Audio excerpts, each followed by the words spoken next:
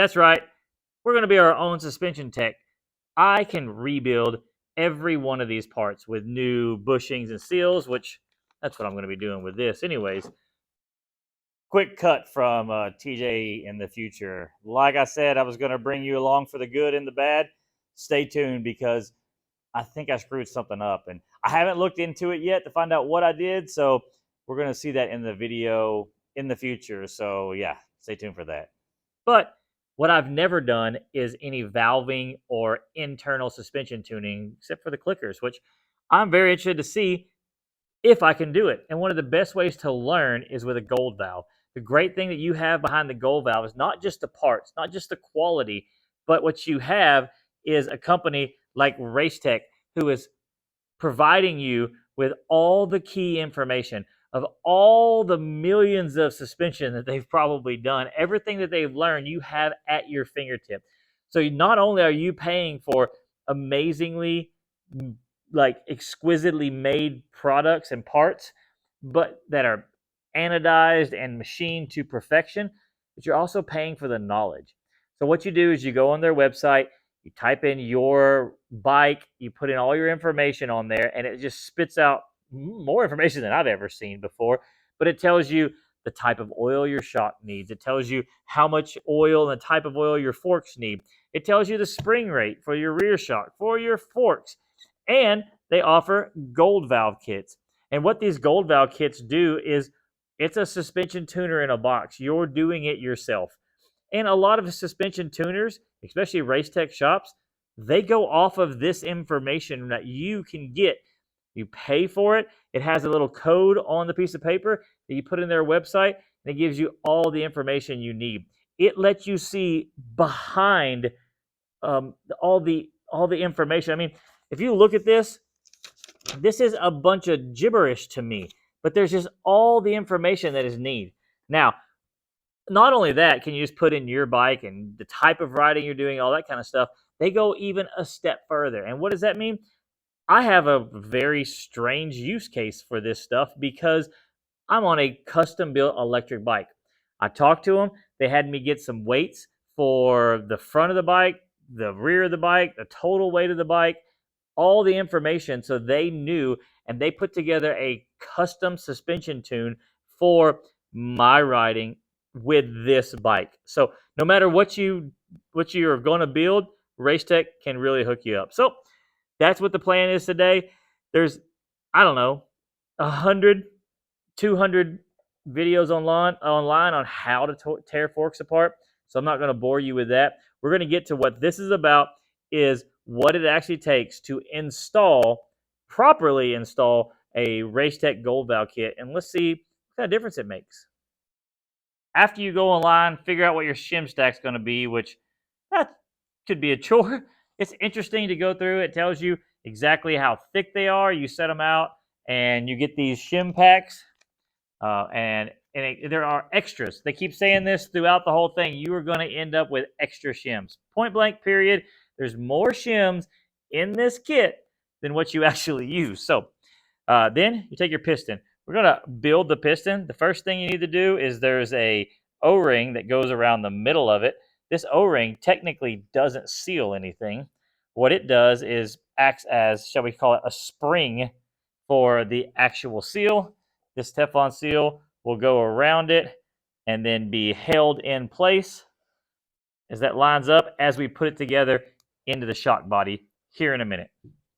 So we've got our shock apart, and after getting it apart, this nut on mine, we had a lot of red Loctite because I put that red Loctite on there when I redid it last time. One thing I am going to do is I'm going to slide everything off onto a zip tie. Now, I don't plan on reusing this stuff, but being that it is on a zip tie, I know the order that it came off in case for whatever reason I needed that. Then we'll work the piston off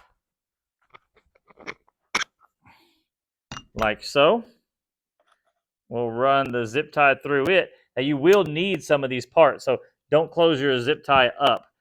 And they don't say to do that in the instructions. It's something I just do anyways. So next, you'll go through with your your little deal here. It tells you exactly how they go together. And the spacer shim, which is this shim right here, the big one from the factory, goes on there. Then you take your bottom shim plates and then you just start feeding them on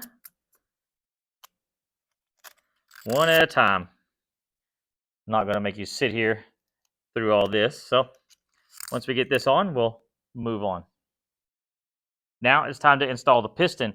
It is very noticeable in the pictures. They do an unbelievably good job of showing you like a detailed picture so you can see exactly how this piston goes on. We will slide that on. And now the top shim stack, technically called the rebound shim stack.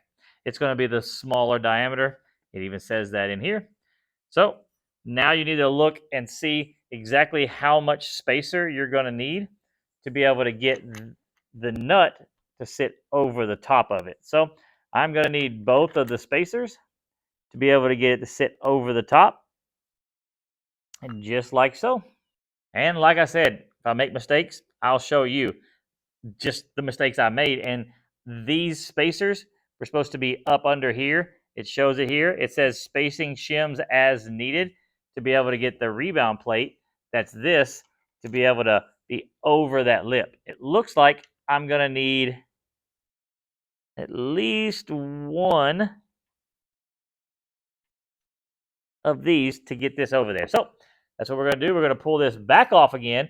Make sure you do not get them out of order. If you need to use like a screwdriver or something inside there to slide it off and then slide it back on, I would definitely recommend doing that. If you also are replacing your seal head and you have a seal bullet, which is a shaft bullet that screws on here to get the seal to slide on smoothly, that'd be a perfect time to, perfect to leave on while you do this too.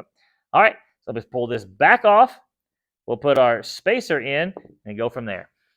All right, we've got our spacers in there. We got it exactly how it says.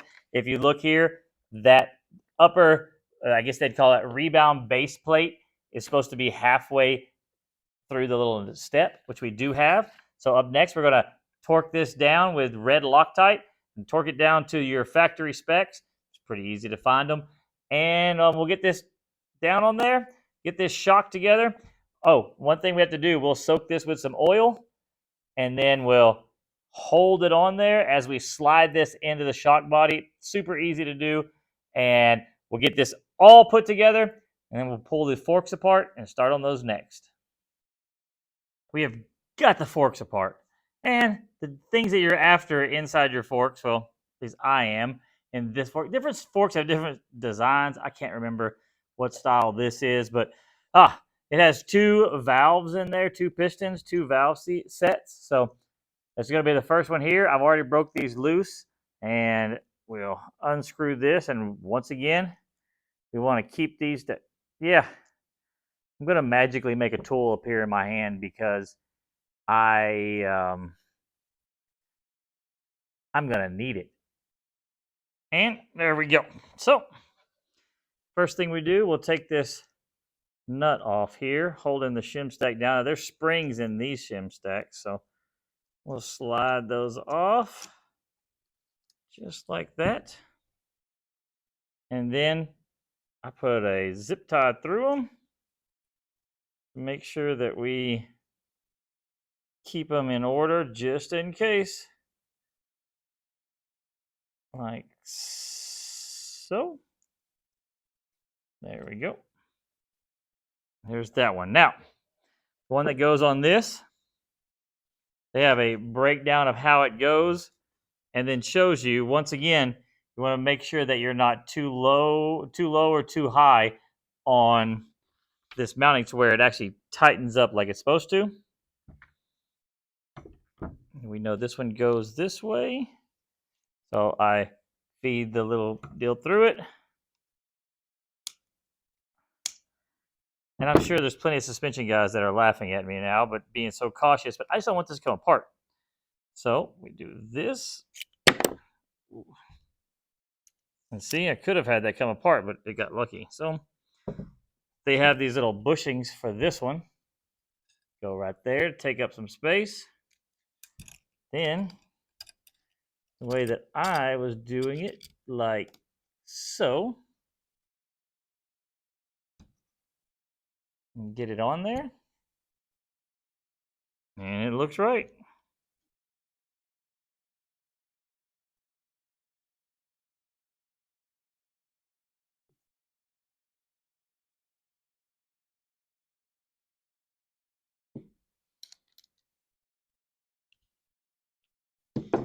I'll get that in the vise, torque it down to specs, and that one's done.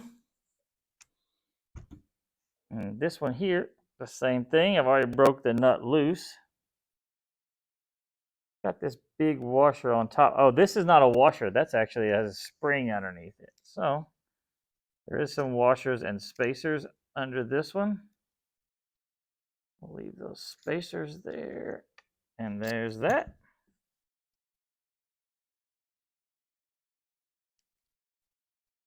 Slide that through, which keeps it all together. Chances are I'm never going to need this stuff again, but I just want to keep it together just so I know what is going on here.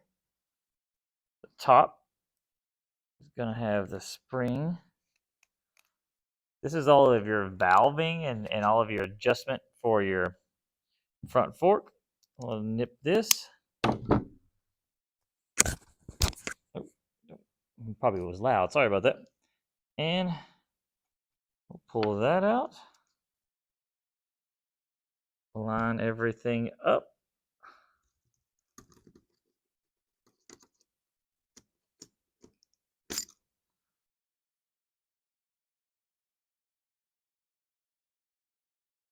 I believe we're going to need a washer,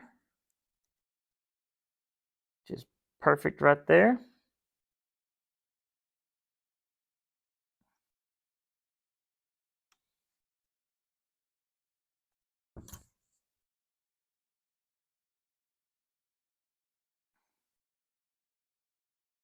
Racetech offers a school.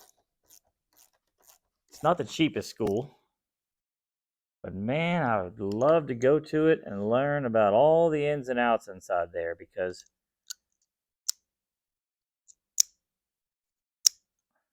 the way this is all together is just dark art to me. So, sure it is to you. That's why this Gold Valve kit is so awesome, because you're getting to do it yourself, getting to see what's in there and how it works. You may not completely understand it yet, but at least you get a good feel for how it is. So we'll get this all bolted back together and put in the forks. We'll get them filled up to the proper level, which it says on the sheet that come with it, and get this bolted together, and we'll go test ride this. And this is the part I talked about earlier. Yeah, things didn't go exactly to plan. I believe I must have put something in wrong, screwed something up. So we're going to figure that out. And like I told you, I'm going to bring you along for the mistakes and the positive stuff. And I I don't know what happened, but I basically didn't have very good rebound control. Almost none. The compression, everything felt great. Everything was right. I'm not sure if maybe I put those valves, those rebound dampening valves in upside down or something along those lines. I'm not sure. Hopefully I didn't break anything, because being an 03, I'm sure parts for this are going to be kind of hard to get a hold of. But the shock was tremendously good. The the the front end felt real good coming into corners. It was weird. Like, it just didn't have enough dampening control on the rebound, to the point to where you could feel the forks like click on when you came off a jump or something like that. And I had a buddy of mine ride it. He said the same thing. It was odd because everything felt good except for the last, like, I guess you would call it the last bit of the rebound, and going through some rollers, it would kind of come back at you a little bit, but not as much as you would think, as if there was none. So I'm gonna pull this apart, figure out where I went wrong, and take you along. Like I said, I'm gonna show you the good and the bad. So Yep, let's get these forks off. Let's get them pulled back apart and find out what I did wrong so you don't make the same mistake.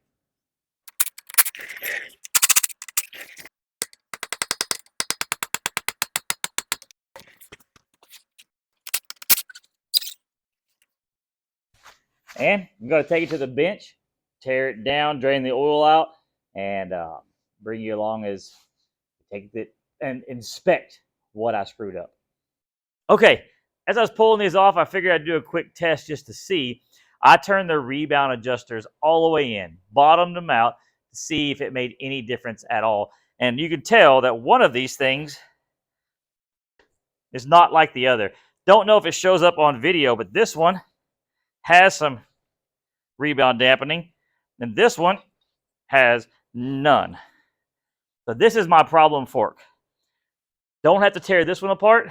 It seems to have plenty of rebound dampening. That's the reason why I got this mediocre rebound dampening, because this one was trying to do all of it. This one was doing none of it. So we're going to tear it apart, see what I got wrong inside this one, and go from there. And it's official. I'm an idiot. So you see this right here. It's real clear and simple. You can see the hole where it's drilled. You can see the little spring and top hat thing. They go on the bottom. Well, this genius put them on the top. That's right. I did that. So I put this rebound valve on upside down. That is why it's so important to pay attention and triple check. I did the other one. Was super excited and happy about how easily it went together. And now I had to tear this all back apart. Good thing is I actually still had enough oil. I caught the oil out of the fork, and then I have enough to refill this twin chamber setup or cartridge style setup. So yeah, let's get, well, as my adjuster was just stuck on there. But let's get my valve flipped over, this whole valve stack. We're going to loosen this up, flip it over, tighten it back down, and put it back together, and we should have rebound dampening now. So the question is, can a very amateur mechanic or somebody who, I feel like I'm a little better than an amateur mechanic, I've been through motors, but I've never been into suspension, pull the suspension apart, use the Racetech Gold valves, go through and do it yourself and save yourself some money? Absolutely. Like, absolutely. Not only that, it's tuned for you, and you get the backing of Racetech, so you learn how to do it. Can you make mistakes? Absolutely. Would that have been Racetech's mistake? Absolutely not. That was 100% me not paying attention, and it does happen. Happens to all of us as we work on stuff. So the suspension felt good, minus that weak rebound dampening, which we saw what caused that, me. We'll leave you with a final tech tip of this video. When you're putting your forks together, one of the things that causes seals and bushings to go out way prematurely is not even realizing that your forks are tight together or spread apart here at the wheel. So what I do is take a little flathead screwdriver and I tap it into the crack there so it's very loose.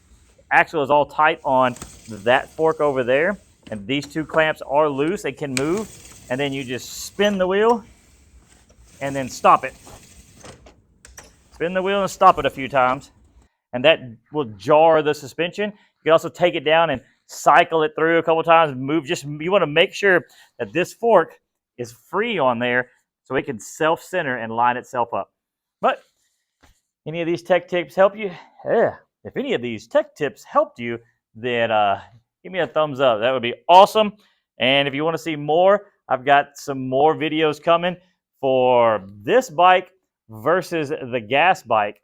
It's been a year now since I have been riding this bike and not my gas bike.